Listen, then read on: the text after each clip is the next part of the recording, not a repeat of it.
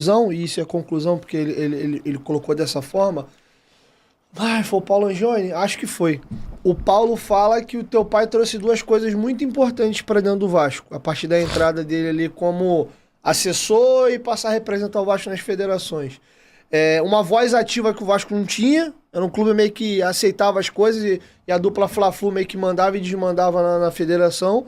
E ele fala também que é um sentimento de vascainidade, essa coisa mais de confronto. E aqui eu queria pegar uma discussão que tá, gostando a gente ou não, ela tá acontecendo.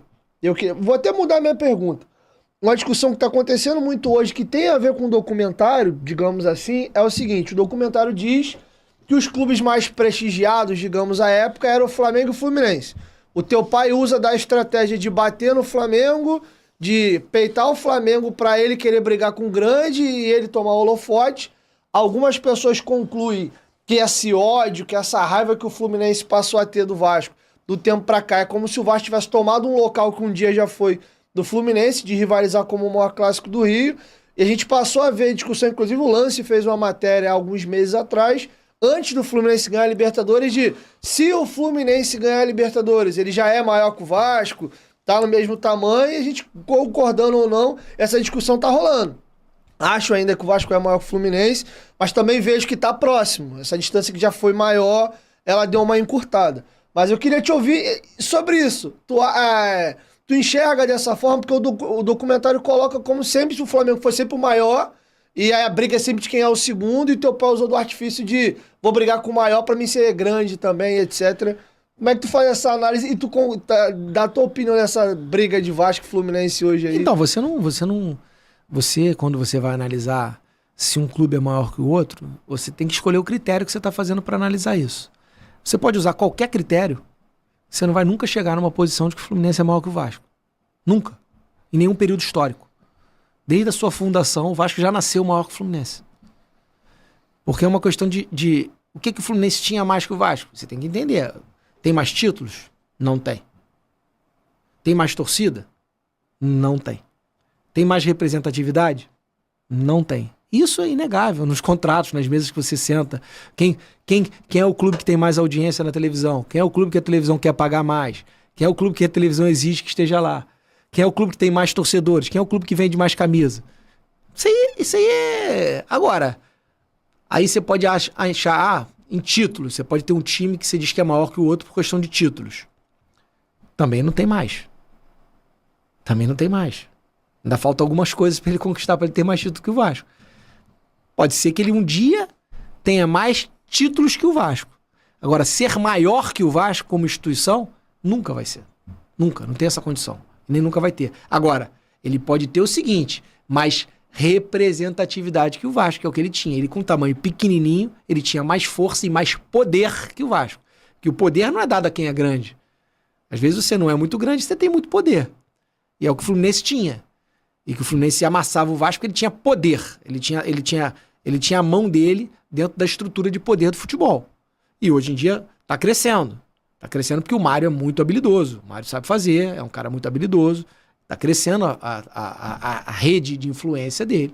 E está com muito poder. O Vasco precisa realmente se reposicionar em relação a isso. E o Vasco perdeu muito. E o que o Eurico fez foi exatamente isso. O Vasco era muito grande antes do Eurico já. Em termos de torcida, em termos de alcance.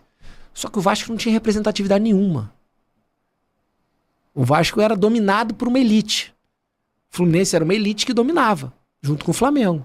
E o que o Eurico fez foi botar o Vasco no lugar dele. Fazer com que o Vasco fosse ouvido, porque o Vasco tinha um tamanho que merecia ser ouvido. Só que isso tinha que ser na força, na guerra, na porrada. E aí acaba que você cria muitas inimizades, acaba que você toma decisões que não são as politicamente corretas, acaba que você desagrada muita gente. Isso a longo prazo te traz consequências. Mas o Vasco sofreu toda uma perseguição porque o Vasco foi colocado num lugar que não era dele. A grande dificuldade do cara jovem entender o Eurico é porque o cara jovem não vivenciou toda essa luta. O cara jovem não viu o Vasco sendo perseguido, maltratado, desrespeitado pelos outros clubes. Não viu o Vasco que passou a ser respeitado quando o Eurico entrou. não viu o Vasco ganhando as conquistas que o Eurico conquistou. Então ele só viu o Vasco na fase depois de declínio do Eurico, de força do Eurico política, na fase de pós-perseguição. Que as pessoas também confundem muito. Ah, o Eurico vice-presidente era bom e o Eurico presidente era ruim. Não é essa análise que tem que ser feita. A análise tem que ser feita assim, o Eurico antes da guerra era bom e pós-guerra não conseguiu fazer o que ele fazia antes. Porque ele perdeu força por conta da perseguição que ele enfrentou. Ele podia ser vice-presidente de futebol, presidente, qualquer cargo que ele ocupasse, depois de uma ruptura total que ele teve com a mídia, uma perseguição da mídia declarada e assumida pela mídia, que a mídia assumiu isso agora no documentário, que perseguiu realmente o Eurico. Então, ele não é que ele, como presidente, não conseguiu entregar o que ele entregava como VP. É que após a briga, ele não conseguia mais entregar o que ele entregava antes da briga. Essa que é a grande questão, apesar de ter entregue muita coisa. O Eurico ainda continuou com muita representatividade mesmo com toda essa guerra, mas é lógico que os títulos não vieram, e os títulos é que marcam. Aí você começa a não ganhar títulos, você começa a não ter essa marca na cabeça do jovem. Será que o Vasco, sem o Eurico, sem a vida do Eurico, o que o Vasco teria conquistado? Aí eu te garanto, uma coisa eu te afirmo, hoje o Vasco seria menor que o Fluminense. Foi uma pergunta que você fez. Sem o Eurico, o Vasco seria menor que o Fluminense. Que o viés de queda do Vasco antes do Eurico, de insubordinação, de ser um time